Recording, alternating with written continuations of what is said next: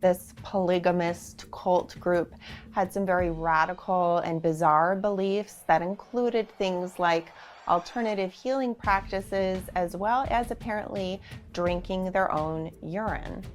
Chloe apparently had a belief that the baby was in some way born in sin. Maybe Chloe was having some doubts about this lifestyle that she was living, and she apparently believed that through her breast milk, she was, quote, downloading sin to the baby. Benjamin and his friend Jason, who were just outside moving some things into a van, and then they heard a lot of very loud shouts and screams coming from inside, but the doors were locked in dramatic fashion, and so they had to kick the door down. The psychologist who testified for the defense did testify to potential diagnoses of bipolar disorder, borderline personality disorder, magical thinking, and delusions. Certainly, nobody can claim to know whether Chloe was making it up when she said that she saw knives that she imagined to be signs that she was supposed to do these murders.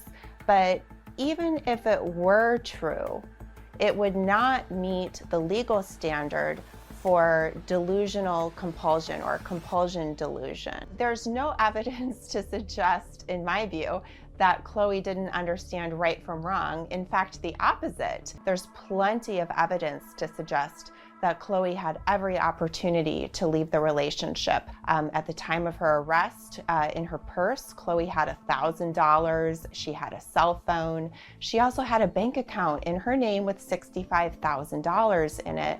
It's important to emphasize, people with borderline personality disorder are not known for murdering babies, and they are not known for, creating what may be these manipulative types of delusions.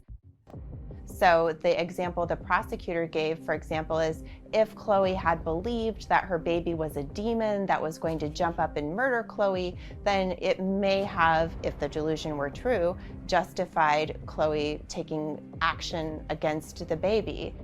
There seemed to be almost illusions of a belief in herself still as the victim, right? That nobody could, understand how hard this was for her.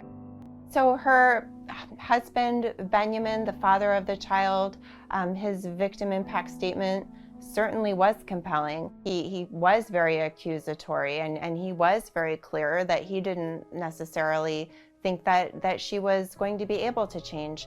I do think it's interesting that her partner and the father of the child did not see her as somebody that could be rehabilitated, and he didn't seem to have any interest in supporting her in any way at all. So I hope that Chloe does get the care that she needs, whatever that may be, and sometimes accountability in itself can be a form of care, a form of coming to terms. But whether or not she'll really ever truly take accountability, I think remains to be seen.